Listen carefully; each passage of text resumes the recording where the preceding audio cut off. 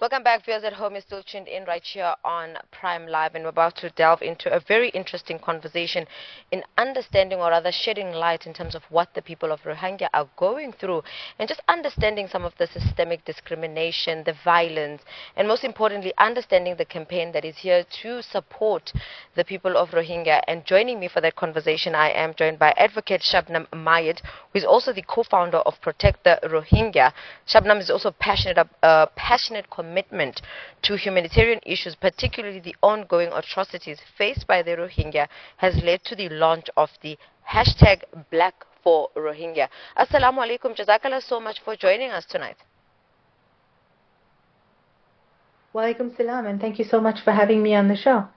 Now, Advocate, before we get speaking on the campaign, which is quite the central area of topic tonight, I would like for you to just give us a backstory in regards to the current conditions faced by the Rohingya people, and what concrete measures are you advocating to ensure their protection and justice for the abuses they're enduring?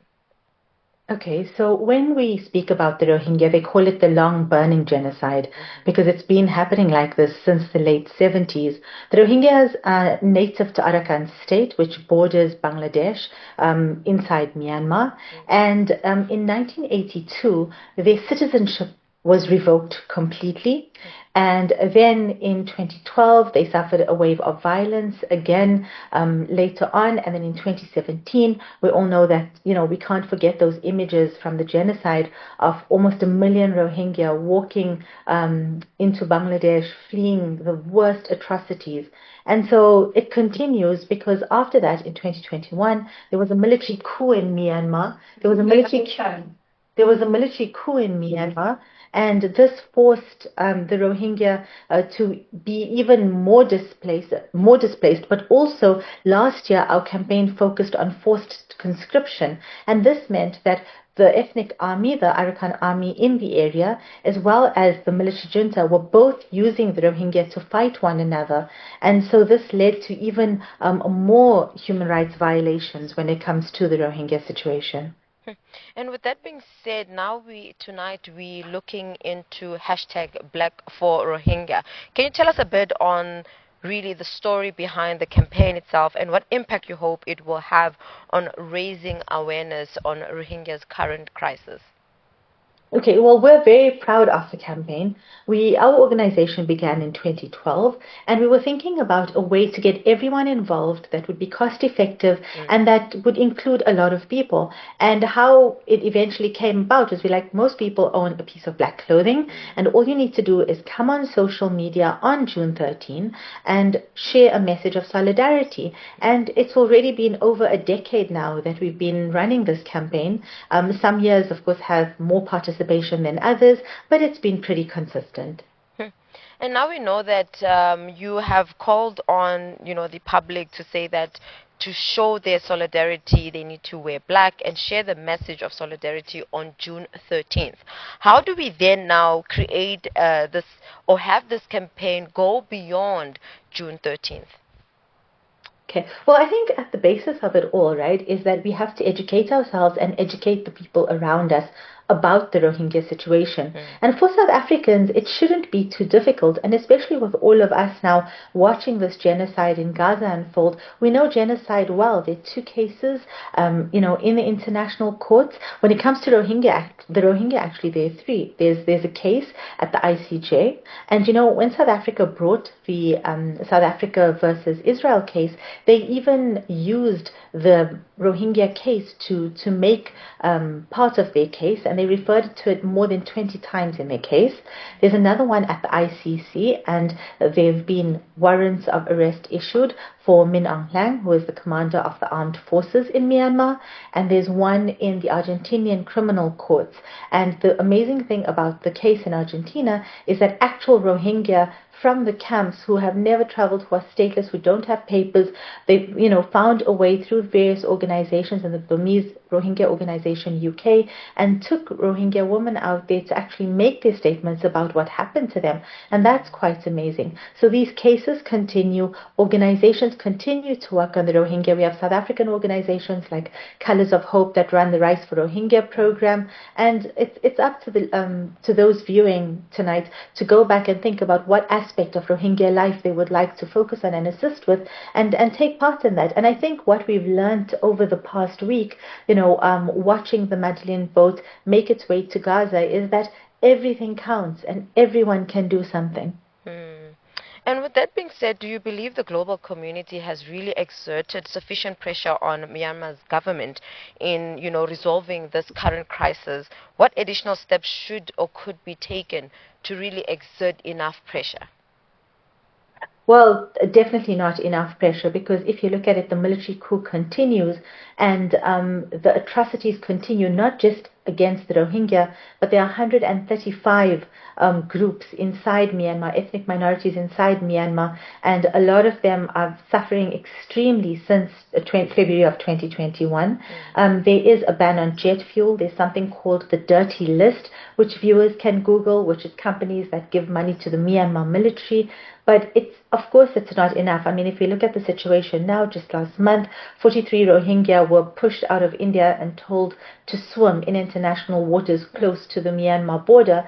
And just like that, in all the countries around South Asia where they live, and they have extreme difficulty. And this year, our campaign focuses on their rights to healthcare, to seek a livelihood, and to be part of the normal school system, because Rohingya are not allowed into formal schooling, which raises big questions about what will happen to future generations.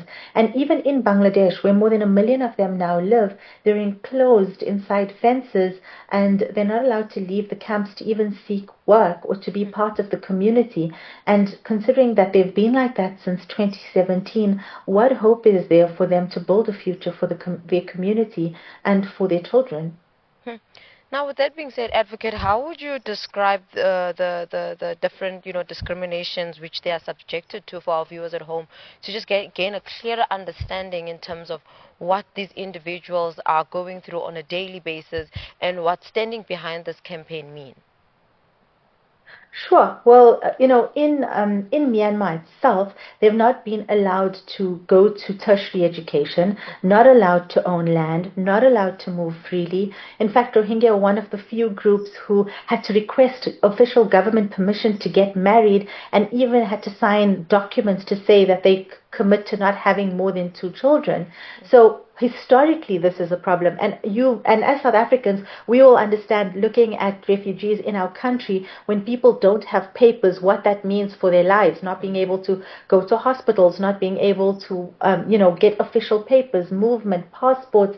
So there've been all of those issues, and then coming into the countries as refugees, fleeing by boat, with just the clothes on their back, against the worst atrocities. People don't take their papers with them, don't take their title deeds or their rights to land. So historically, a lot of the records were destroyed during the genocide. And now, in most countries where they are, whether it's in India, whether it's in Bangladesh, the living conditions are extremely poor. They don't have access to help, because think about us in South Africa. If you didn't have an ID, how would you even check into a hospital without a birth certificate?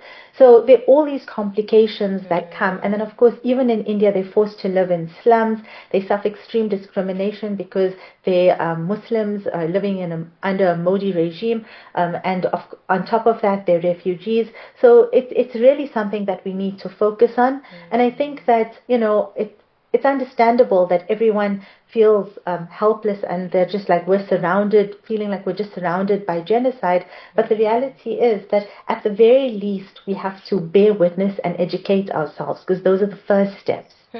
You know, you said something quite important with regards to really educating ourselves, because we saw with the genocide that's happening in Palestine, there was a lot of misinformation spreading to a point that it was now featuring in mainstream media.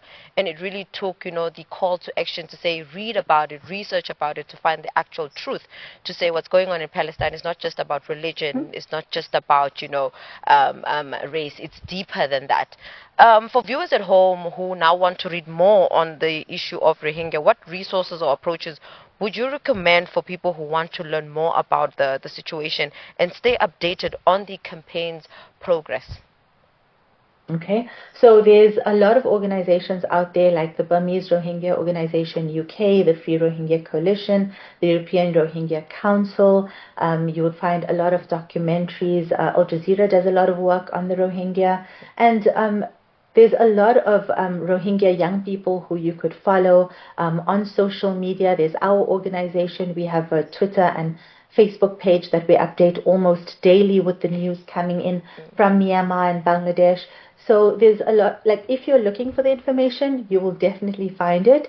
And I hope that everyone will, because it's really easy these days. We have so much of access to information. And, you know, the thing is, you can even watch these amazing documentaries that have been screened about the Rohingya. You can find a lot of them for free online. And let's do it as a group effort. And I hope the first step is that viewers will really join us tomorrow in the campaign by wearing black and sharing their messages of solidarity. Because when it comes to the oppressed and the survivors of genocide, you know, the very basic thing we can do is show them that we're there and that we're listening. I know, Advocate, if I'm about to ask you a question, and I believe I'm running a risk of really having us, you know, repeating the same things, but I believe it's quite crucial for somebody who's probably just joining the conversation and probably has seen the hashtag, you know, through the, you know, social media explore page, if not, community posters at that. Can you just share with our viewers in terms of, you know, why this like social media participation is crucial using this hashtag, and how can online activism help drive change for the Rohingya? Well, we can just look at this week's example, right? When we talk about what happened with the Madeleine and we look at how people all across the world focused online across social media platforms and pushed for this little boat with 12 people making its way to Gaza, and again kept pushing this week for them to be released from Israeli custody. The reality is that our voices count and our voices make a difference. And if anyone's watching the Samud convoy and watching, you know, the Great March to Gaza and all of the photos around it and the videos about people participating, we realize now that we don't have to wait for the news. When it comes to what's happening in the world, we can be part of making the news, and we can really, you know, all of these start with small efforts. And I think now that we all have social media platforms, and you know, we all have a few followers, and we can all start conversations. Let's use that voice. And it might take time, but we're not going anywhere until Palestine is free, until the Rohingya can return home in a safe, voluntary, dignified way, until the people of Sudan have what they need in their country to move forward. It's really up to us, because the reality is, if states are not going to take the steps, then it's up to us to take those steps. Advocate, Jazakallah so much, you know, for joining us tonight and really shedding light and understanding to the current campaign that you are part of, and really sharing with us in terms of, you know, how there's so much genocide taking place, and you know, it's quite necessary for us to really take part in terms of sharing awareness and shedding light and understanding to those around us, so that, you know, some sense of, you know, ease or a sense of, you know, freedom is experienced by those individuals who are now living in a Rohingya. Are there any closing thoughts you'd like to share with us before I let you go?